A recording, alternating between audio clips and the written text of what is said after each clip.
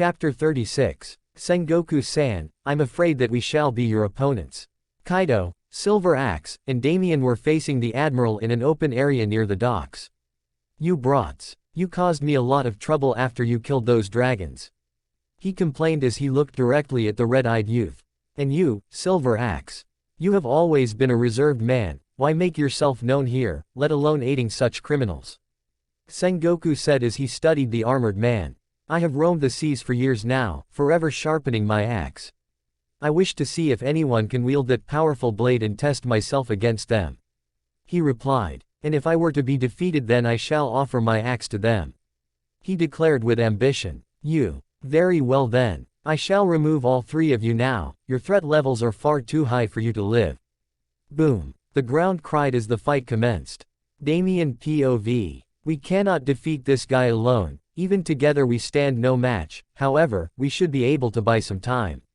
I surmised. OUHH. Kaido roared as he went for the simplest approach, attacking head-on. Knowing his usual fight style, I naturally used it to my advantage. Kaido grabbed his club with both hands and jumped into the air. Reimei Hake. His club descended from 8 meters above upon the marine. Sengoku didn't react much, he simply coated his left arm with haki as he opened his palm to meet Kaido's strike. Boom. Cobwebs formed under Sengoku due to Kaido's brute strength, yet the man was perfectly fine. Soru. I used this moment and shaved to the right side of the admiral as his arm was now busy with Kaido. I directed a warm flow of pulverizing energy as it swam through my shoulder and onto my arm. My fist glowed a menacing red as I shot towards the enemy without wasting any time.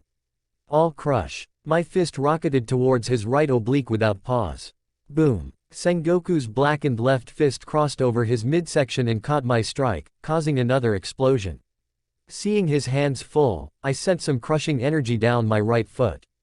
It glowed red as I slammed it onto the ground with great power. Boom. The ground, which was already cracked, shattered apart as a crater spanning 20 meters across and 6 meters deep formed. The three of us lost balance for a split second as I saw a silver shine from in front of me. Silver Axe appeared right beside me as he twisted his axe horizontally and swung it at Sengoku's open chest. Silver Arc. A silver slash of blade energy shot out as it nailed the admiral as he was blasted back 10 meters. Boom. The admiral dug his feet into the ground as he regained balance, yet the ground shook once more as Kaido jumped from the crater I made. He leapt 30 meters into the sky as he grasped his club with both hands. Crashing thunder. The sky quaked as the ogre brought his mighty weapon down as sparks of lightning followed his attack. Sengoku squinted his eyes as he heard the wind cry from Kaido's momentum. Boom. The ground shook as Sengoku once again used his haki-clad fist and stopped Kaido. The ogre was still in the air as his entire weight pushed upon the admiral. A powerful shockwave was sent out from their impact as I then capitalized upon the situation. Both my palms radiated a crushing red. Utter decimation. A 15-meter wide, 50 feet wide river of energy blasted forwards from where I stood and raged towards the immobile marine. The air, alongside the ground, was ripped and shredded apart as it met the admiral. Boom. Another loud explosion as Sengoku took the hit from my constant supply of pulverizing energy. Silver Road. Silver Axe declared as he raised his axe above his head while grasping it with both hands and brought it down in Sengoku's direction. A literal road in the color of silver materialized as it hit our enemy. Ah! Sengoku gasped a bit as he frowned from the joint attack. It seems like he could no longer move much from the 3 continuous attacks, my stream of raging powers, Kaido's weight and momentum, and Silver Axe's attack. But then something astonishing happened. A golden light blasted out from the admiral as shockwaves of pure forces were sent out in all directions. Golden beads popped out from Sengoku's original position as he formed a giant golden figure. Human fruit, model Buddha. It's a mythical zone fruit which comes with the ability to become a Buddha and create very powerful golden shockwaves, all the while increasing his overall strength greatly. I recalled from the anime. You are even stronger than I first thought. It is a pity you chose such a path as it only leads to an early death. The golden Buddha proclaimed as he stood in all his glory. He now stood around 20 feet tall, 6 meters. Sengoku's limbs grew out of proportion, giving him abnormally large arms and relatively tiny legs. Kaido was instantly blown back from the transformation as he landed next to us too. Sengoku opened his hand and reeled it back. A golden orb formed around him as he pushed forwards, the air around his attack was destroyed. Impact wave. The Admiral yelled as he launched an extremely powerful shockwave in our direction. Impact wave ability. Silver crash. Reimei Hake. All crush. All three of us attacked together as we saw the powerful move inch closer. Boom. The ground cried out in pain as the nearby lands were completely flattened by the impact of our collision. Damn. So much force. I cried out in surprise. This was most definitely stronger than Whitebeard's usual tremors. It was a terribly heavy force that seemed to never stop and raged onwards, our three attacks barely able to keep up. Boom. The air cleared as the attacks cancelled out, yet the three of us were pushed back at least 20 meters. The Admiral gave us no chance to recover as an even stronger attack followed up. Big Buddha impact. Another golden shockwave blasted forwards with a lot more momentum than the one he used a second ago. Che, this is at least twice powerful. I exclaimed with astonishment. Seeing the attack, I sent out two strands of crushing force towards my left arm. One to propel the force out and another to simply destroy everything once sent out. Great vanquish. The air went ablaze as an inferno wrapped around my arm as I punched the shockwave raging towards us. Kaido grasped his club with great strength. A black aura swirled around his club as he brought it down upon Sengoku's attack. Divine Thunder. Silver Axe twirled his mighty axe around as he generated centripetal force and used the momentum to swing his now blackened weapon towards the shockwave. Silver Reverence. Boom. This time the result was far more devastating. The nearby docks were already in pieces as a ripple of force was sent out from our attacks, leveling the nearby hills to rubble. The dust cleared as the destroyed landscape was revealed. My body was already getting heavier as I felt exhaustion kick in. The shockwaves were stopped, yes, however, the force behind them was so incredibly heavy that it took a lot of stamina to fight off. We then began our final, desperate attack, knowing that we would definitely lose if we kept taking those shockwaves. Kaido rushed forwards and Silver Axe ran to the far right. Unlike the other two, I chose not to move from my position. Sengoku easily saw this from his observation as he thought to himself. Is he tired to the point of being unable to move? No. But he should have figured out that he cannot even touch me. What does he intend to do? I smiled at his expression. I had noticed that my pulverizing abilities were not high enough in mastery to actually do much damage. The one thing left that I could use to my advantage was my surroundings. Conveniently enough, the majority of the land on this island was covered in nature. Forests surrounded our current position. Lush, vibrant green everywhere. It was my home. My hand tapped the ground and said softly. Deep forest emergence. An absurd amount of wood from beneath the destroyed land burst out in great momentum. It carried the weight of the island itself. From the start of the battle, I was communicating with Hashi to dig his way through the ground and surround us. We were already in a forested area, so naturally, it was quite an easy demand.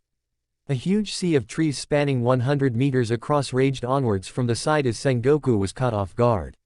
Nani, he can manipulate wood as well, he exclaimed in surprise as he prepared to move away from the blast radius of the impending attack. Muda, I instantly willed all my remaining pulverizing energy left and gathered it near my heart. It built up in power as I made it as small as possible, a small ball of crushing energy as dense as a black hole. Field of Kings. The ball of pulverizing energy exploded out of my body as a domain spanning 40 meters materialized around me. Everything within was suppressed, crushed, and ripped apart. My fruit powers had increased a sub-level since before, thus my domain power had increased in both range and power. When I fought Kaido the range was 20 meters, it had now doubled in both size and power. Sengoku, who was ready to dodge the tree attack, felt the suppression. He was held down for exactly 2.32 seconds from the domain. Enough time for my companions to capitalize. Crashing thunder. Kaido, who had once again jumped up to the air, had come down with absurd force and crashed straight upon the Admiral, pushing him down in all of his golden glory. Silver Crescent Slash. Silver Axe, who was to the far right, somehow appeared behind Sengoku as he twirled his weapon and sent out a powerful diagonal arc of energy. Sengoku was being forced down by my domain in Kaido's attack as Silver Axe's slash hit his open back. All the while my bootleg wood-style attack was now only inches away as it swept forwards to the admiral. Ah! Sengoku groaned. His Buddha transformation was very powerful, but it also made a huge target, and the sea of trees only weighed him down further. The flood of green raged on as it carried the admiral all over the land and approached the waters nearby. It wasn't just pushing him back, but rather crushing him apart with thousands of trees that equaled the weight of an island while trying to direct his body to the sea. Boom! Yet just before he could be forced into the sea, a huge shockwave blew out of his body, instantly halting the raging trees. The deep forest emergence was stopped. The trees under Hashi's control were destroyed by the wave as they slowly fell to the ground and were absorbed into the earth. The battlefield was initially a green patch of earth. Now it was nothing but craters and broken lands. The green grass was raised away as brown soil was left from the earlier attack. Thud. Kaido and Silver Axe landed together on the ground. We were all breathing heavily as going on further would lead to our collapse. My regeneration may heal injuries, but it won't magically generate more stamina. Kaido was the same, and Silver Axe seemed spent as well. Boom. The dust cleared as a figure walked out. It was Sengoku, no longer in his Daibutsu form but back to human. His chest was bare as he stood tall. Though injuries were present. Drip. Blood dripped from his back as a wide yet shallow slash wound was imprinted upon it. His chest was bruised a bit. Some ribs seemed to be cracked perhaps, his arms were a bit blue but nothing overly terrible. A streak of blood dripped from his mouth as he stood with a stable breath. I must say, for your age, kid, you are very impressive. Pity that you didn't become a marine, he said while shaking his head. Sheesh, the only damage he took was a cracked rib and some skiffs. I guess without advanced armament and higher fruit mastery I just cannot fight on this level. I said in pity. Though it is quite the accomplishment to wound an admiral, even slightly that is. Sengoku was about to attack once more before a voice called out. Sengoku. Garp's voice echoed through the broken forest. Kong-san has issued a retreat. Nani? How come? He replied as he looked to the far right. Boom. A small crater formed as the vice admiral landed on Sengoku's side with a casual expression. Garp stood, his knuckles were bruised and his shirt was cut as blood dripped from his chest. Biwahaha, it's that golden lion guy. He's here as well, Garp replied. Anyways, what the hell happened to you? You look terrible, wahahaha. He laughed at his colleague's current condition. Sengoku ignored Garp's little quip and sighed. Shiki, tch, our forces are already stretched fighting the ships, any more and we will lose too many men for little gain. He has been out making his fleet, gathering pirates, and absorbing smaller crew for a year now. He has become quite a problem. Shiki should have made his fleet after God Valley, but this is a no twist. He then looked in our direction. If you continue on this path then you will, one day, regret it. He warned me. Let's go, Garp. He and Garp then soared away. Thud. Upon their departure, both I and Kaido collapsed out of fatigue as only Silver Axe remained standing, though he too was breathing heavily. Author's Corner. So the fight. For one, this is probably the longest one I have written so far, hope it went well. Don't forget his nature talk gave him great control over nature before evolving to ancient voice. Him showing this new power will raise eyebrows, but being on the Rock's crew, he is bound to be classified as a monster. Other than that, Silver Axe. I naturally need to bring in the other Rock's crew members. So far I have introduced Captain John at Sabayati and now this guy. Big Mom and Shiki were mentioned earlier. There is one left to debut but he will come soon. But Sengoku versus the three, let's be honest, I have ranked Silver Axe stronger than Kaido but not overly powerful. He will not be that old so it should be okay. As for the outcome, for one, it is to be expected. They pushed Sengoku back and caused him to bleed, but there's no way they can beat him yet. Like how Luffy couldn't do much to Kaido, the same idea. Chapter 37. A while before Damien's collapse. In the city. Reverend Chaos. Touch of Death. A black sword with unending momentum clashes against a fist radiating a creeping black. Boom. The ground was obliterated as cobwebs formed around their collision as anyone nearby was utterly destroyed. Boom. Both attacks went forth and pushed against each other, neither giving way to the other. The two pirates chuckled as they jumped back. Roger retreated 10 meters back as Zebek jumped into the air and pushed out his hands. River of death. A flowing black stream of death itself raged out from his hand as it withered the surroundings away. Wahaha. Roger laughed out as he twirls his sword in a circle. A black flow of energy was now emitting out of his blade, following the movements of his sword.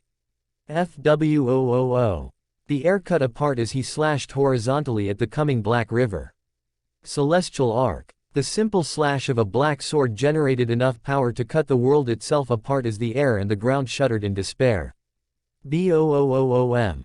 A humongous explosion resounded the island as the black arc cut the incoming black river in half. The shockwaves released from this simple exchange shook the island all around. North of the city, a simple fist with a white bubble raged on as it crashed upon a large tornado as it spun horizontally. Boom. It was a fight between natural disasters. You can only imagine the damage to the island as these two powers continued their clash. Borealis, not only did you leave your own people in hell but you also killed those who got in your way. You could have left but you instead gave them hope and then crushed it. Whitebeard's voice echoed through the demolished island as the duel momentarily calmed down. Ho ho ho, Newgate, you fool. Even at this level you still care for such weaklings. If they cannot walk by themselves then they deserve to be crushed and thrown away. Borealis replied. Whitebeard gritted his teeth in anger as his power levels rose off the charts. The white bubble now around his right fist grew thicker and denser, a green tint radiated off as the surrounding air was destroyed. As for Borealis, he directed his right palm out to the sea nearby, both were currently suspended in the air. Per up. The sea bubbled as the level of water rose and a powerful gust of wind swirled it around. A huge amount of water was now swirling around the wind created by the Overlord. He was using his powers to move water as it now circled his body. Whitebeard rushed out, his white fist cracked the air apart as he continued his path. Borealis directed the wind and water around his fist to shout out to a final clash. Ha! Hurricane Hawkeye. Both men shouted out as the two natural disasters clashed into an epic collision, leveling all else nearby and shaking the island to its roots. Near the naval battle. Bang! Boom! Bang! The cannonballs flew over the seas as they blew up around the numerous ships. Both sides had taken quite a few losses. Star Navy report Star. Initial troop count. 30 Marine standard ships. 10 Marine battleships. 3,400 Marines. 10 Vice Admirals. Current troop count. 12 Marine standard ships. 7 Marine battleships. 2110 Marines. 10 Vice Admirals. Star Pirate report Star. Initial troop count. 25 Borealis ships 2,500 pirates. 1 Oro Jackson approximately 20 pirates. 1 Titanic 1 pirate. Current troop count. 12 Borealis ships 1,200 pirates. 1 Oro Jackson approximately 20 pirates. 1 Titanic 1 pirate. The battle persisted. Around 2 hours had passed so far and both sides had taken losses. The battle seemed to be at a standstill, but it is without a doubt that the pirates would have won if the Roger pirates were trying to kill them all off, instead of their current mission, which is to delay while their captain fights. Shaki was at the helm of the Titanic, she could only do so much. One hand was busy as a cigarette was held within it, while the other was casually shooting a few shots out whenever she felt like doing so. She also teleported some bullets to light the fuses on the cannons below. She alone took out at least 300 pirates in a casual manner. 5 minutes before Damien's collapse, a new variable had just arrived. Jihahahaha. A boisterous laugh resounded over the seas as a few Marines turned their heads to the waters far away. Vice Admiral Bollocks was a 14-foot-tall man with spiky black hair and short facial hair. He always seemed to wear a scowl. "What's that?" the man uttered as he looked to the side. He squinted his eyes as he saw something. Tens of silhouettes slowly emerged from the seas beyond as the scowl deepened on the man's face. More pirates? No. That flag. His eyes widened as he grew restless. He then reached into his pocket and pulled out a snail and dialed a number with great haste. East of the ports. Biwahaha. You'll need to cut faster than that, Rayleigh. A man yelled. His red fists were currently matching in speed with a black sword over the destroyed field. They moved quicker than the average eye could see, it all seemed like. Another man rushed in from the side, his twin black axes cut the air as they descended upon the Marine. Both Gabon and Rayleigh unleashed their attacks. Twin comets. The starry night. Garp grinned at the attacks as a red current flooded down his right arm and wrapped around it. Fist of pain. The space-bending punch directly slammed upon the two-blade attacks as powerful shockwaves were sent out. Boom. The already devastated lands were further destroyed as the attacks continued and created large waves in the ocean nearby. Phew. The air howled as the three men halted in their attacks. Hee hee hee, Garp chuckled, his shirt was cut apart and his knuckles were bruised. Rayleigh sighed as he saw his own bloodied arm and shaking sword as he gazed at the man beside him. Are you alright, Gabon? He asked. Ha ha ha, don't worry Rayleigh, I can do this all day. He said. Even with his smirk, the pain was evident in his eyes, his axes were chipped and both arms were slightly purple from dueling the man known as the Fist. Though their duel was interrupted. Puru, puru, puru, puru tilde. Puru, puru, puru, puru tilde. Garp took out his snail and answered the call. Before you ask how these snails don't seem to be destroyed by the fight, think of them as Daffy's glasses or Luffy's sandals. Kacha tilde. The snail woke up as a voice spoke out in a great hurry. Garp-san, it's bad. The Golden Lion pirate fleet is here. Garp's smile shook a little as he responded. Shiki. Che, that is quite bad. Fine, call the Gensui and ask for a retreat, we cannot fight so many forces at once. He said with a little seriousness in his voice. Roger. Golden Lion Shiki is here. Gabon asked while calming his breath. It seems so, this could get messy, Rayleigh sighed as he sheathed his sword. Garp looks like we will have to continue our fight at a later time, Rayleigh said. Garp simply huffed as he jumped to the nearby battlefield where the trees themselves seemed to be flooding out. At the same time as Damien's collapse, Zebek and Roger were now standing face to face. The area nearby had already been reduced to dust with nothing but rubble left. Roger, you are also of the D family. I will rule this world and destroy what was taken from our ancestors. Join me, Roger. Zebek yelled out with a crazy smile. Roger simply grinned then shook his head. Our family hid away during that century and now only remnants exist. I want to conquer the seas and become the freest man there is. Ruling the world. Wahahaha. Sorry, but I have no interest in such a dream. Roger laughed. Zebek squinted his eyes as he had a menacing smirk plastered to his face. Is that so? A pity. He shook his head in disappointment. A man with your power and yet you still refuse. Truly a pity. Wahahaha. Roger never cared for how others saw him, he was but a weak kid who had a big dream. Many tried to talk him out of it, yet he just laughed them off. His dream is his own and that's all that mattered. Thud. The nearby ground shook as a man with golden blonde hair landed. He was Rayleigh, Roger's first mate. Roger. We need to leave. The Golden Lion fleet is here alongside their captain. If we stay any longer, the other overlords might make a move too. He said. Both Zebek and Roger's eyebrows went up. Shiki is here too. Wahaha, you're right, his fleet is always a pain to deal with. Wahahaha, Zebek, we shall cross paths later. Roger said. Xahaha. That Golden Lion is here, it's been a while since I met him. Roger, remember my words, I shall sit on that throne. The man roared out as he walked away. Now only Roger and Rayleigh remained. Roger, that man, with his ambition, the seas will be very chaotic soon, Rayleigh said with a solemn tone. Wahaha, you're right, partner. But that is a problem for the future, let's go. A tall man with wild red hair stood in a destroyed building as he grinned while seeing what was in front of him. A giant human with glorious blonde hair sat on top of a broken pillar that had collapsed with a gourd of sake in one hand. His right fist was bruised and his chest had many wounds and injuries upon it. On the side across from him was a corpse, a rather large and muscular man laid on the ground without a wisp of life. He was one of the three overlords, Eso Borealis. Xahaha. Looks like you did what you came to do, Newgate, the other man said. Garara, I guess so, Whitebeard said. What now? He asked his captain. Let's go find the kids, Shikuyaku already brought the Titanic and I got what I came for. Zebek said. He then cast his gaze to the far right of the broken down building as he narrowed his eyes upon a certain item lying on the ground. Step, step, step. Zebek walked over and picked up the item, it was a weapon. It was one of the 12 supreme swords, Mokashiroku. Ahahaha, what a powerful blade, he laughed. Zebek traced his hands on the guard as he clenched it and pulled out the blade. Shing. The wind howled in pain as the surrounding air shook in the sword's wake. Ahahaha. Subarashi. Zebek's left arm that held the blade was now popping with red veins as the sword fought to control its wielder. That's it. That's the power I need. Yield to me. Zebek roared as his grip fastened upon the blade. Boom. A powerful pulse of conqueror's haki burst out of the man, wholly concentrated upon the sword in his hand. The ground cracked and withered away in its wake.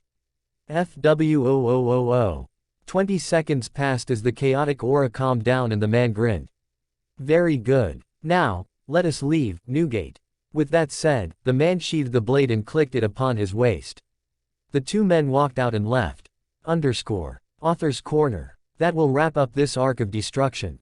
Zebek got his sword, Borealis is dead. Shiki is here. The Navy has retreated. Bounty update coming very soon. Chapter 38. At an island in the Paradise Sea. 6:38 till nap. 6:37 till nap. 6:36 till nap. There was a lone boy at the top of a cliff on an uninhabited island. The boy had puffy black hair, simple yet dirty clothes, and an annoyed expression as he continued his workout.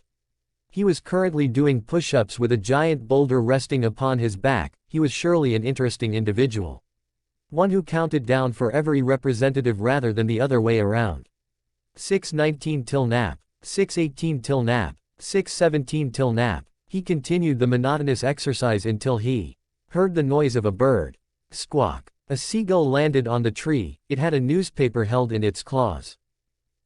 A report. Yawn. Well, let's see what we got. The kid jumped up as the rock slammed on the ground. He took out a coin and exchanged it for the news. He sat on a nearby log and started to read. Rah. Damien-san and his crew have done something crazy again. He smiled and read on. Rocks Pirates, Roger Pirates and Borealis Pirate. Mora Island Annual Auction, Supreme Grade Sword. The Navy confronts all three pirates. The Great Essen Zebek and the Mad King, Roger fought. Kuzan's eyes traced over the images of the ruined lands. The Earth Shaker killed the Overlord, Crazed Wind, Eso Borealis. Kuzan's eyes widened as he saw this. The image of Borealis' corpse was then shown. Naval battle rages over the seas while Garp the Fist and Sengoku the Buddha clash with notorious pirates. Kuzan eyes then trace over the next image. A smirk emerges on his childish face. The picture shows Admiral Sengoku using his fruit power while facing an armored man with an axe, a giant youth with a club, and a red-eyed young man. Damien-san fought an admiral, maybe he really can do what he said, the boy muttered as he continued with the story. The news mentioned a few major events. The clash between the Emperor-level figures. Damien, Kaido, and Silver Axe vs Sengoku. Rayleigh and Gabon vs Garp. Golden Lion Shiki's arrival as Roger Pirates and the Navy retreat. Shiki and Zebek's meeting. New bounty posters. Well, I should get back to my push-ups. I was at, my memory is so weak. Right, 46 left. He laughed with a mischievous smile but then heard a growl. Roar. A sea king rose from the sea under the cliff and met the boy's eyes. All right. It was 173. Roar. The news had already spread over the seas, many eyes were drawn into the mess. After all, one of the three overlords had fallen. Damien POV. I slowly open my eyes as I groan out loud. I sit up and check my surroundings. This is the Titanic. I sighed. They could have put me on the bench rather than tossing me on the ground like a sack of potatoes. I then see a giant ogre on the other side. It seems like Kaido got the same reception.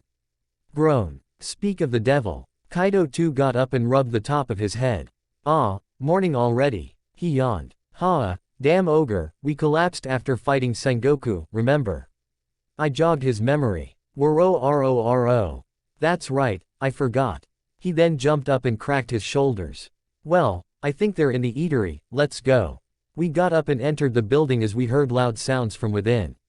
Jihahaha. Exahahaha. Garara. Shiki, you damn fool. I already told you to come under my banner yet you are still so stubborn. Zebek roared. Zebek. I told you before I had to make my fleet before anything like that. He responded. Oh, right. Well, since you brought them all over, it seems like you finally accepted. Zebek asked. Jihahaha. Pirates rule the seas. If I can show the world the truth, then so be it. I looked at the men before me. Zebek, a bruised whitebeard, and another man sat at a large table with booze in their hands.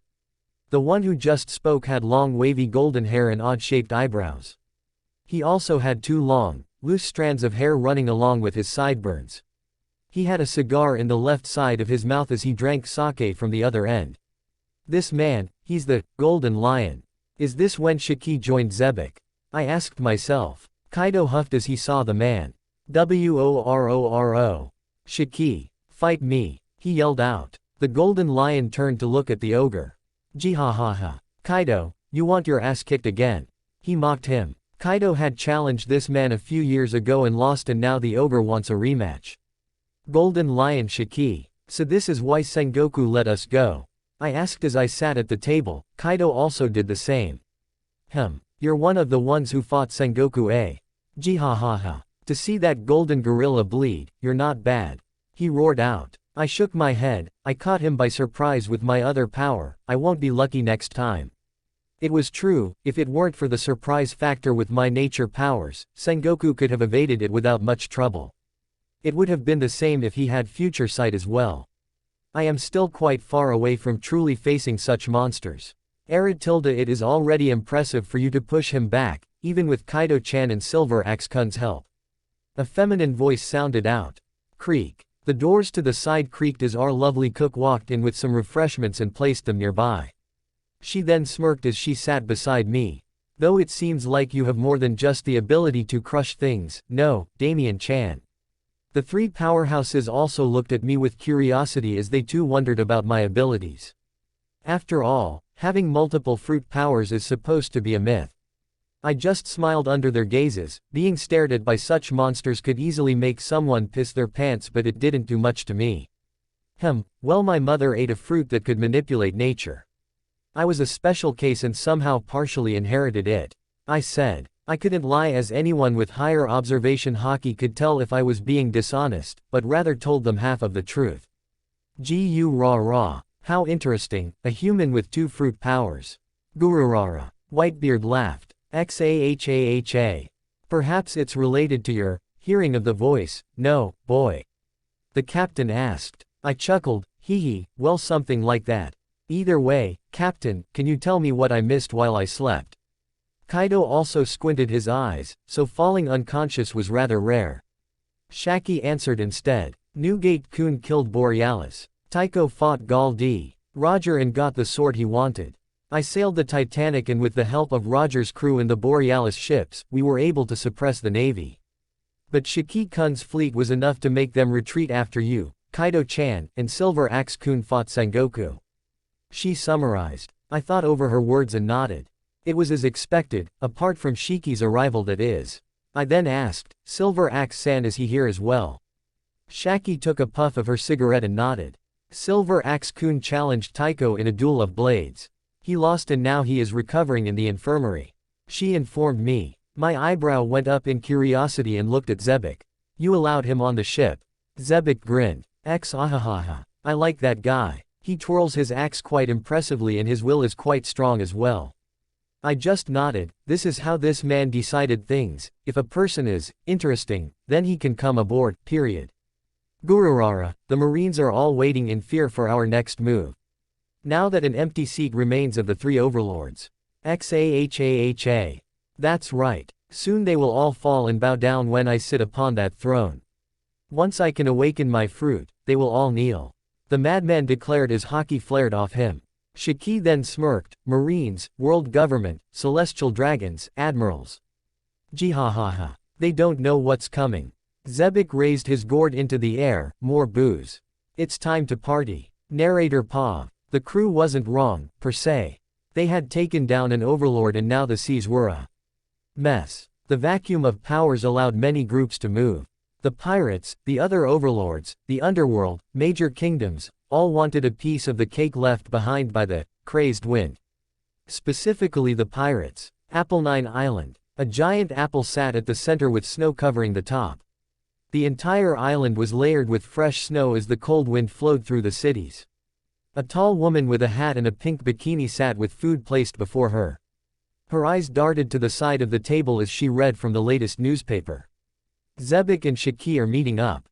Ma ma ma'am ma. She was quite a beautiful woman with a desirable figure, yet the huge amount of food stuffed in her mouth made one look away in discomfort. I suppose it's time I will meet them again soon. It's been 2 years already. All of you, get ready to sail to Encephala Island. She yelled out to the ones around her. Hi, Mama. Many voices of varying ages responded as they jumped up from what they were doing. A.N. Charlotte Moscato, the one she killed at the start of WC Arc, was 41 at death. He will be born 1 year from now. In other words, she already has 24 children. The island of Superbia, within the New World, was a rather peculiar island. It was a medium-sized island. Large ports on all sides. Tens of ships swayed in the gentle current at each dock. The island had 3 rings, each divided up by large walls. The outer ring was for imports and exports. The inner ring is where the main population was. The city had many people, around 300k citizens. Farther into this island's center was the core ring. Walls surrounded a giant golden castle. This is the island of Superbia, the main residence of one of the 3 overlords of the sea. The throne room. Escanor Sama. A voice ran out as a pirate walked into the hall. He was looking up as the layout of the room had a giant throne mounted upon a large staircase. A deep voice questioned. Escanor Sama, it's the overlord Borealis. He's dead, the pirate said in a hurry. Quote. Ho ho ho, interesting. The overlord said. This man was currently sitting upon the golden throne. His frame was muscular yet lean. He stood at around 10 feet 8 in height and had simple orange hair and a mustache. He wore golden armor and had a magnificent axe mounted into the wall above the throne. Who was it? He asked. It was the Earth Shaker, Edward Newgate, who killed him. The pirate informed the overlord. Is that so? Ho ho ho ho. The man laughed. Then a silence fell upon the hall. Quote. Escanor Sama, the Earth Shaker, is under the man called Roxd. Zebek. They say that his strength is even greater than the fist. We should be careful. You ask me to be careful? Escanor asked. His strength may rival that of Garp, but to me, the one who stands at the top of all beings, he is only worth my pity. The man gazed down at the pirate. Isn't that right? Oh, of course. The island of Encephala. Another location in the New World. A string of 12 islands surrounded one larger one in the center. At the center of the large island was a huge factory. Tens of thousands of citizens were walking with blank expressions. They showed no exhaustion, no emotion, no nothing. They simply went on and did what was told by the huge speakers mounted on the watchtowers. Some carried large pieces of metals, some tended to animals, some fished. Even the guards held the same demeanor. It was quite a horrifying sight. There was no sound, no extra movement, just pure synchronization. Within a large brain-shaped fort was a man leaning on his right hand while smiling. He was the other overlord of the sea, Thaddeus Enigma. The man was quite well dressed for his line of work. Though his regal appearance was offset due to the large burn marks on his face, yet he was carrying a powerful presence. He sat before a simple table. A chessboard laid before him. The board was a bit unique. Instead of the black and white pieces, there were 4 types. Green, orange, gold, and blue. The overlord was staring at the board as he said in an elegant voice. Borealis is dead. How refreshing. He smiled and picked up the blue king piece and removed it from the board. It seems like a new piece has entered the game. I suppose it's my turn to make a move now. Author's Corner. Hope you liked Kuzan's little cameo. He is training right now and will reunite with MC soon. I derived the word encephala from encephalon, which is the scientific name for the brain. Do recall that Thaddeus Enigma ate the mind fruit, which allows him to have absolute control over all his subordinates. Chapter 39. It's been 2 weeks since the Mora Island incident. Shaki had officially joined under Zebek's flag and became one of our big guns. Strength-wise he can rival Whitebeard for sure. His float fruit is incredibly versatile. The guy is different from Kaido and Whitebeard. He has a dream to rule the seas, he carries great pride in his piracy and believes that only pirates are meant to sail such waters. Shaki told me that he met Zebek around 2 years ago in the West Blue and challenged him. He was defeated by Zebek, yet didn't fall into any disorder as he respects strength. He is also quite the planner, he knows the seas can only be ruled by very few people and saw that in Zebek. He wished to join under the man yet chose to wait it out. After all, at that time Zebek had yet to make a name for himself. He bided his time, gathered his forces, and waited for the right moment. Over the 2 years, he was known as the Flying Pirate, the Golden Lion, and the Admiral of the second largest pirate fleet in the seas. He dueled the likes of Garp, Sengoku and Basara frequently. His float fruit worked wonders against both non-fruit users and paramesha users like the admirals. Currently, the Golden Lion pirate fleet includes the following: 1 large-sized galleon main ship, 5 mid-sized galleons, 30 brig sloops ships size of 1,000 sunny. A.N. From the Ed War one assumed around 70 to 80 ships under him, so made this estimate for the time now. Pirates wise. 1 Yonko level pirate, 3 Yonko commanders level pirates, 2,000 New World level pirates. And as of now all these pirates have been integrated into our crew and become the Rocks Pirates Grand Fleet. Shiki's main crew has moved into the Titanic and is now living in the main populous rooms, whereas, we, of the main Rocks crew, have a separate side of the ship to reside in. Damien POV. So yeah, it's quite the directional change. I was quite used to having the small crew, but it is only fitting, after all the Titanic was meant to be used as the main carrier of the Rocks crew. There were also further branches of the crew, like Whitebeard's divisions. 9 divisions in total, yet some were only in name, waiting for a suitable commander. These are the current divisions. 1st Division Commander, Edward Newgate. 2nd Division Commander, Shiki. 3rd Division Commander, Vacant. 4th Division Commander, Shikuyaku. 5th Division Commander, Ina D. Damien. 6th Division Commander, Kaido. 7th Division Commander, Silver Axe. 8th Division Commander, Vacant. 9th Division Commander, Vacant. A.N. Vacant like Whitebeard's 2nd Division was when Odin left. Each division naturally had its troops allocated to them, it was not an even split. D1 had 600. D2 had 1200. D3 had 0. D4 had 20 for Shaki's surveillance and information network. D5 had 0. D6 had 100. D7 had 80. D8 and D9 had 0. Essentially, Shiki had the most troops as he was the most experienced with such things. Whitebeard led the stronger elites, all the while Kaido led the crazier ones. Silver Axe was chosen to look over the close-ranged units. As for Shaki, she was in charge of the inner turmoil, making sure there weren't any spies. She also led another squad in her division to keep up with the news around the seas. My division was empty for a reason. I asked for it to remain like that. I didn't want to lead a bunch of messed up pieces of filth but rather pick and choose my squad. I know it was hypocritical as I am within said ranks, but these pirates here are what you'd expect of pirates. They stole, killed, arped, raided, slaughtered, etc. Other than that, even though the new additions joined under Zebek, it doesn't mean they will wholly accept us and revere us, but instead, they tried to challenge our authority and words, but that was an easy fix. -12 days ago. 3rd POV. So Boss Shiki joined with these Rocks crew A. Fodder A said. Kikiki, yeah, I don't know, man. The boss Zebek guy is so scary looking. Just his sneeze makes me want to jump off this giant ship. Fodder B said. Yeah, I can't wait to rob more villages. It's been ages since I enjoyed myself. Kiki, I heard the new boss doesn't care about treasure, maybe we should go check out the storage and swipe some gold. The fodder offered. Ah, are you sure? There were a few other sheep under them that asked in fear. Yeah, let's go. Fodder smiled. But then a voice picked up from the side. Oh yeah, you guys have quite the balls to rob Zebek's stash. The group of fodders turned their heads and saw Damien leaning on the wall with his eyes closed. You are the sin incarnate, one commented.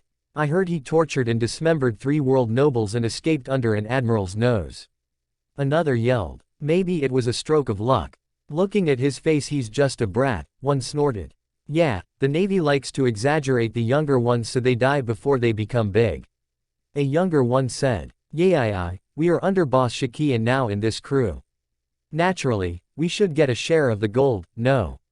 The top fodder smiled. That's right. So just move aside. Damien opened one eye and gazed at the one that seemed to rile up the fodders the most. You, tell me your name. The red-eyed youth said flatly. Do you see my strength? Yea, I am Rathor Blaze. I have a bounty of 169 million berries on my head. He said with great pride. Boss, wait, a young fodder mumbled. Rathor Blaze. ...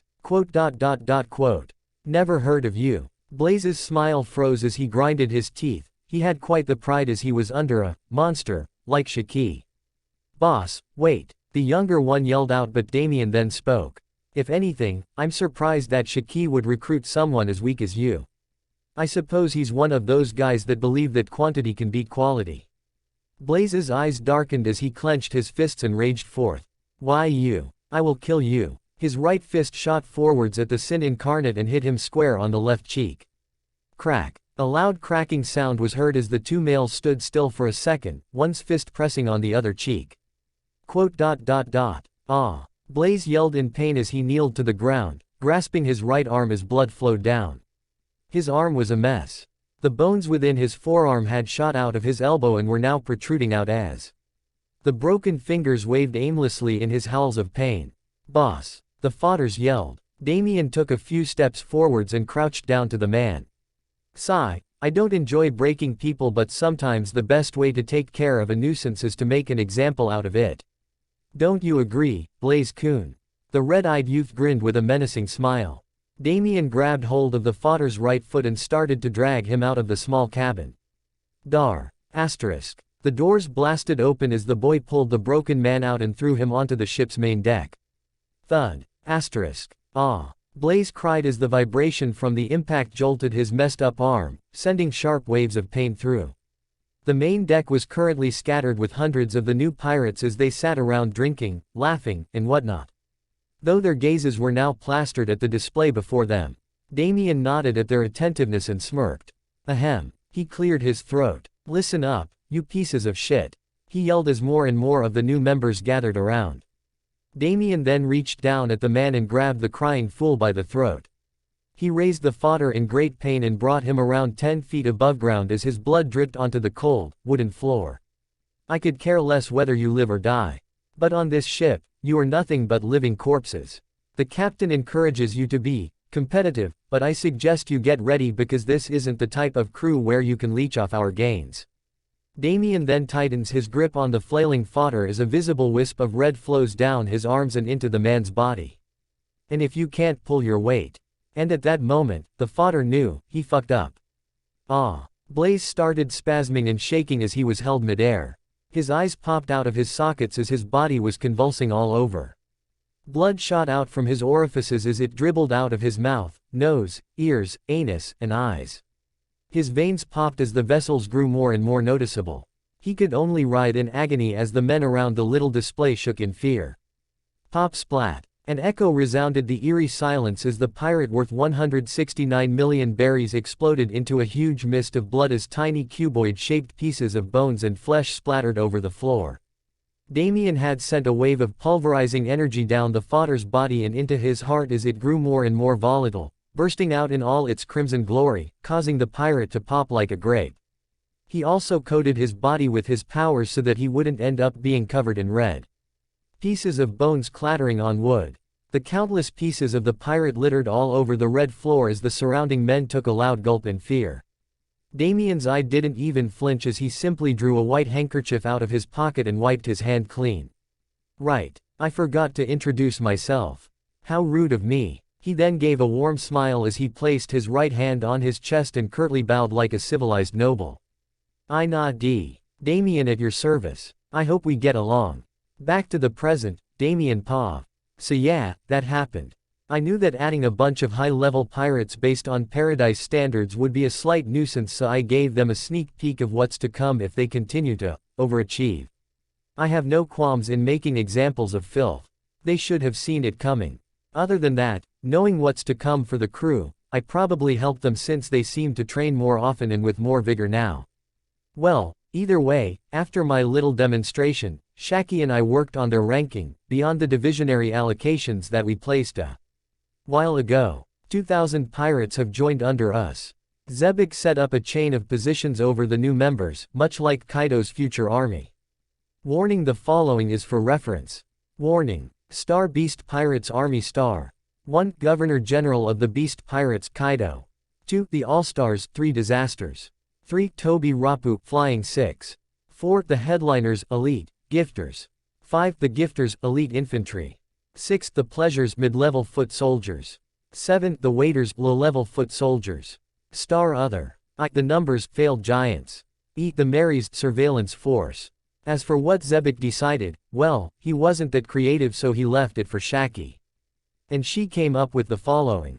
Star Rocks Pirates Grand Fleet Star. 1. Supreme Leader of the Rocks Pirates Zebek. 2. The 3 Titans Whitebeard Shiki. 3. The 6 Tragedies Shikuyaku, Damien, Kaido, Silver Axe. 4. The Pillars Overseers of Elites, currently Shiki's commanders. 5. The Fiends Elite Infantry.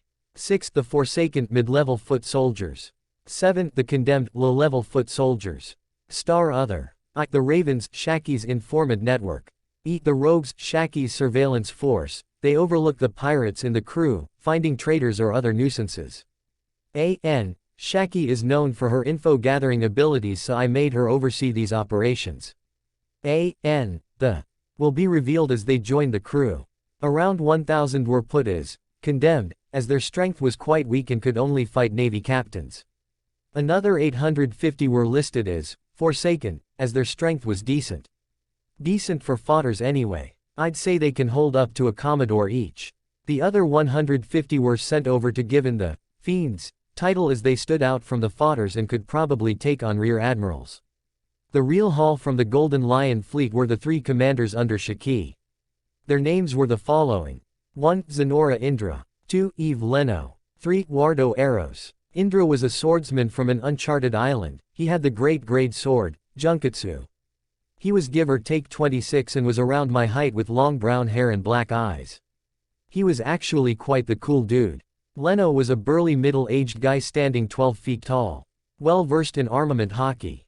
He preferred pure brute strength over weapons. He made a great partnership with Kaido. Eros was around 16 feet in height and used a club to fight. He was also a perverted scum who kept speaking of his glorious findings when he raided villages. He even kept count of the women he pet and kids he killed. If it were the old me, I would have killed him, as I found his presence disturbing. But I didn't. The Rock's crew are the worst of them all. I know I will have to get used to this atmosphere, as these people are filth itself. I am not exactly a saint either, but I have my boundaries. If anything, I had to make do with the idea that most of them would be killed at God Valley, which worked somewhat. Their personalities aside, they did have strength. They could probably fight weaker vice admirals for now and were given the title as the Pillars. On the bright side, Indra did join under my division, if that is what you would call it, as he was quick, fast, brutal yet honorable in the ways of the sword. He was quite reserved and only replied when needed. Other than that, he kept to himself. With all that sorted, I couldn't help but chuckle at the ever-growing strength of our crew. Soon the seas will know that at the fall of the Overlord Borealis, another, far crueler and more vicious crew has taken their place.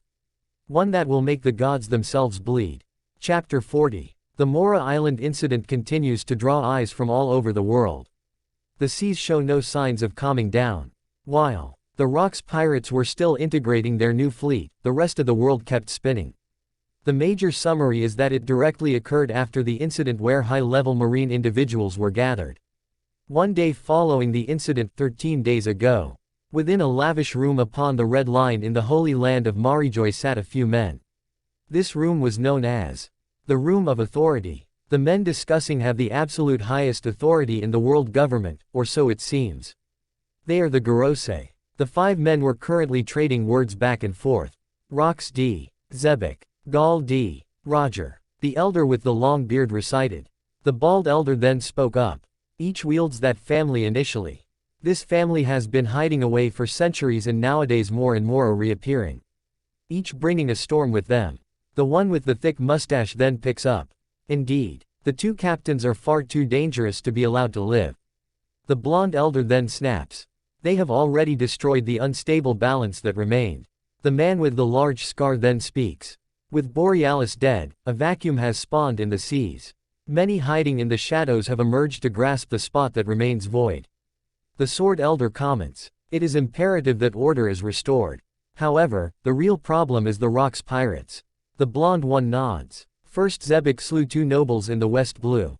Then that boy Damien butchered another 3 celestial dragons right under our nose. The mustachioed one says. And now due to their actions, chaos has fallen upon the world once more. The one with the long beard sighs. They were first a small problem in the West Blue. Then through paradise and now the new world, they have only made problems. He continues, before it was a crew of barely 5 that grew to 8, and now they have gained a far greater power. The Golden Lion fleet is the second largest pirate fleet. If they have joined under Zebek, then I'm afraid that the world itself will shudder in their wake. The Scarred One nods in agreement. If the world learns of this crew then it will be far more problematic. You needn't worry, CP-10 is properly safeguarding the World News Agency. As long as the flow of news is in our hands, balance will remain, even if it takes decades to settle in truth. Another yelled. But before that, we must speak of the younger threats that walk that ship's deck. Every single elder nodded at this statement. Kaido the Beast. Even without a devil fruit, he can already match the endurance of an ancient zone fruit. His threat level is very large. Silver Axe. He is believed to be in his late 20s to his early 30s, he will surely become a great problem if allowed to live. And then there's that brat. The others squint their eyes upon the words of the blonde elder. Ina D. Damien. The bald elder slowly unsheathes his sword as a dangerous glow reflects upon his glasses. He seems to be able to wield 2 devil fruits. Such a variable must be plucked before it sprouts further.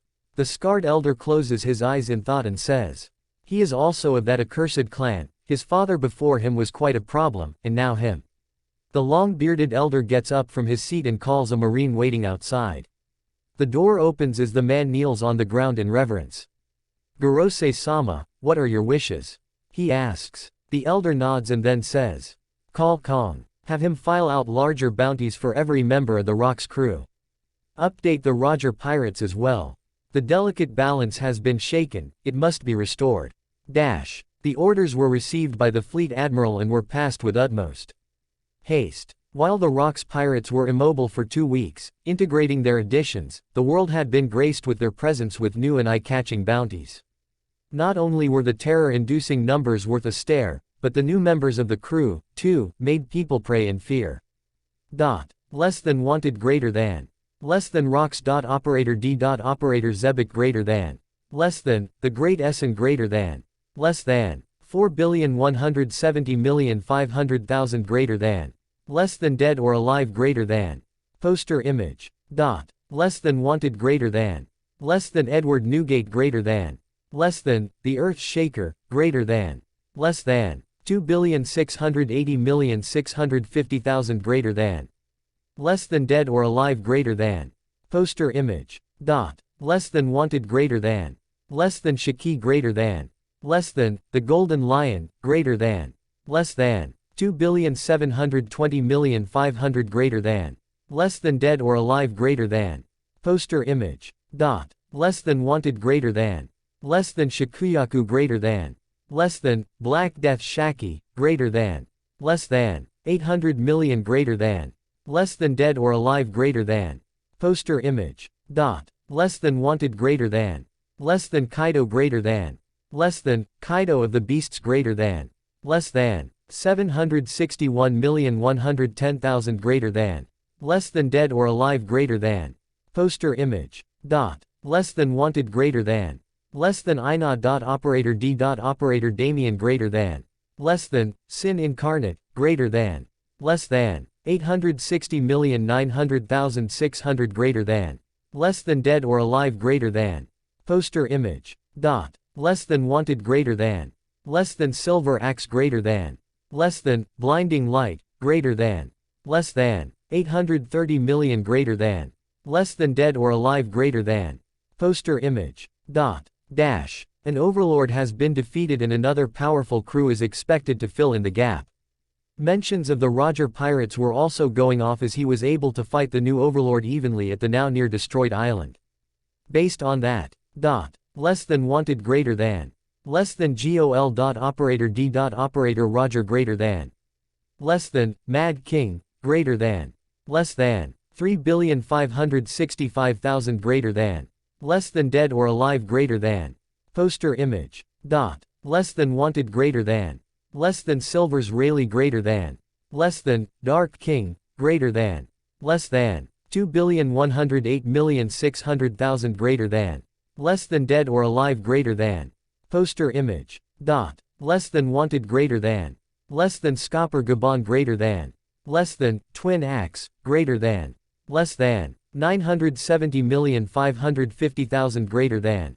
Less than dead or alive greater than. Poster image. The Titanic. Third POV. There was the usual chaos on the ship. The pirates have grown bolder and more open with their anger as daily deaths over the deck were common. Fighting over petty things could lead to death on this ship as no one cared. Their captain, Zebek, also stated plainly that he only needed the tough and powerful men and cared little for the sheep. He only seemed to favor the ones who could survive upon this ship. The essence of camaraderie was void on his crew. Though currently a sea of newspapers were raining down over the Titanic. The pirates sitting about grabbed hold and began to read the contents and were quite surprised. Tia hey. Look, Johnny. Our crew is now worth over 12 billion berries. La. That's right, if we add the pillars into the mix then we can probably reach 13 billion. He laughed. Shaki Oni-san is so pretty. What's with that smile, Joe? With a face as ugly as your, it would be a surprise for you to marry a slug, let alone Shaki Oni-san. One yelled. Nani. Want to die. He yelled as he drew his sword and slashed it down. And just like that, a duel to the death has been initiated. Surprisingly the man who died was not Joe, but the one who was being made fun of. He died by being squashed by a giant club. OOUUGH. A roar echoed over the seas and a huge youth walked out with a gourd of alcohol. Why is my price lower than that bastard Damien's? Kaido yelled. Ow. He screamed as he waved his club and killed 7 or so pirates who were unlucky enough to be near the pissed off ogre. Run. Kaido-sama is drunk again. They immediately took cover from the walking disaster as he continued to brood. Boom. The crates placed around the railing of the deck were smashed apart as Kaido grinded his teeth. The quivering pirates could only shake in fear and pray that the moody ogre didn't swing his anger in their direction. Though, a laugh seemed to destroy the frightening atmosphere at that instant. Rahahaha. Oye, Kaido, did you see posters? Come and bow down to your big brother here. A young voice resounded the ship. The pirates could only drop their jaws while breaking their jaw muscles in the process upon hearing the comment. The doors out of the eatery blasted open as the one who said the words walked out. It was the sin incarnate, Damien, who was casually walking with a proud smirk. Nani. Fight me now, Damien. Kaido yelled as he rushed forwards. He raised his mighty Kanabo club into the air as he blew the surroundings apart with his sheer mass and momentum. Rahaha. Come. A blackened fist raged on to meet the giant club. Boom. A loud and powerful shockwave shot out in every direction as the pirates nearby were blown out of the ship itself. Sparks of electricity arced around the club as small flames circled the fist. Every second their attacks continued was another second of hell for those around them. Rahaha. Your club seems lighter now, Kaido. I'd say it worth 100 million berries less than me. Damien laughed. Hee. Kaido chuckled along as he put more of his strength into their exchange. Though the crowd seems to react a bit differently. Please don't piss him off anymore. They prayed in their heads whilst trying to hold on to anything to prevent them from falling off the ship. But a weapon came flying into their clash. FWOOO. A silver axe swirled in the air as it crashed into the fight between youths, effectively creating a three-way impact. Boom. Another loud bang and a final shockwave went out as the battle calmed down and the pirates sighed in relief. Damien-kun, Kaido-kun, Lady Shikuyaku has asked you to keep it down as you are messing up her cooking. Silver Axe said in a calm voice. Though the youths had a fearful expression as they recalled a pissed-off cook who didn't let them eat for 3 days when they destroyed her cake. Rahaha, now, we were just stretching a bit. No need for Shaki-ne to come out here. Damien said. I left the door open to the eatery so the shockwaves reached her cooking station. He thought in his head as he reined in his power. Whoa, what he said. Kaido grinned. Either way, Kaido-kun, you have already thrown off 60 pirates in the past 2 weeks, please control your strength, Silver Axe sighed. Ro. It's their fault for being so weak if they can't even take a casual swing of mine. Kaido then disappeared to drink elsewhere. The ship calmed down once more as some unfortunate souls cried in the sea below. The Titanic does not stop to pull your back up if you fall, so their fate was already decided. It was 50 before today and now the number has reached around 90. Damien POV. I must say, teasing the King of Beasts is quite satisfying. Especially when he is pissed off. He's like a time bomb ready to explode, and going in and accelerating his timer only brings a smile to my face. That aside, I was quite surprised by the new bounties. I expected Zebek to explode in cost due to his overwhelming strength and the fact that they crowned him an overlord. Same with Shiki and Whitebeard, after all each can fight Borealis evenly. Shaki's price went up, but it feels like it was starting to cap off at 800 million, which makes sense, she is the cook after all. Kaido's increase was decent, it went up 300 million due to his brute power and extreme potential. Silver Axe was already at 550 million before and went up solely because he went under Zebek. My price though, I didn't expect it to increase by about 400 million.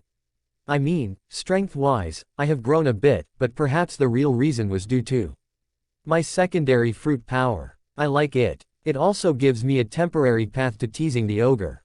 I nodded with satisfaction. I then grabbed my bounty poster and smiled. The image was pretty good. The price was surely a nice sight. However, my appreciation for my poster was halted due to a call from a monotone voice. Damien-kun, Zebek-sama has called you alongside the other tragedies. Silver Axe said. I looked at the armor-clad man who was still standing there patiently and recalled something that happened a while ago. Flashback no jutsu. One day after the Mora Island incident. At that time I had recuperated and gotten familiar with Shiki and whatnot. Kaido too had healed. I was watching the sunset as I heard a noise. Clank clank. It sounded like metal. A silver-armored man clanked over as he stood a few feet away and leaned on the golden railing. Seeing the sun truly shows how inconsequential we are, no, Damien-kun. Silver Axe said in his calm voice. I was a bit surprised by his casual comment but could only nod in agreement. The universe was so incredibly huge that we were but a speck of dust, not that he would know about it. Silver Axe-san, I still did not thank you for bringing me to the Titanic when I fainted. I smiled. You needn't thank me. I came to Mora Island to understand the strength of a supreme-grade sword. Though in our fight against Admiral Sengoku, I realized that you, a youth half my age, was almost as strong as I. In the face of my honor, the least I could do was to take you back to your ship. He then leaned his axe on the wood as I heard a small sigh. I have trained for 20 years and have yet to reach that top. I dueled the captain and lost horribly, now I can only continue to temper my axe till the end of my days. I am glad that we can fight together once more, he said in his monotone voice. I could only grin. I found his personality quite likable. He had a bladesman's honor and the heart of a warrior. A rare find in this horrible world. Rahaha, I am glad that we are on the same side as well, Silver Axe-san. He then reached for his helmet and took it off as it clicked open. I saw a manly face. Tanned skin. Brown, braided beard. Long brown hair hung down his head. He looked around 30. He reminded me of a man from the Vikings. I have been told that my name is a bit of a mouthful. He gazed at me with his hazel-colored eyes. Please refer to me as Andor. I searched Viking names and picked Andor for him. And that's how we started our little bond as fellow tragedies started. He was strong and, One Piece wise, a while away his prime. With his determination and strong will, he could make a strong ally in the future. Present time. I nodded at Andor as we made our way to the main cabin where the others were gathered. Creak. The door creaked open as we walked in and saw a handful of powerful people that I was quite familiar with. We began a talk about our next move, one involving another overlord and a hell of a lot of chaos to follow it.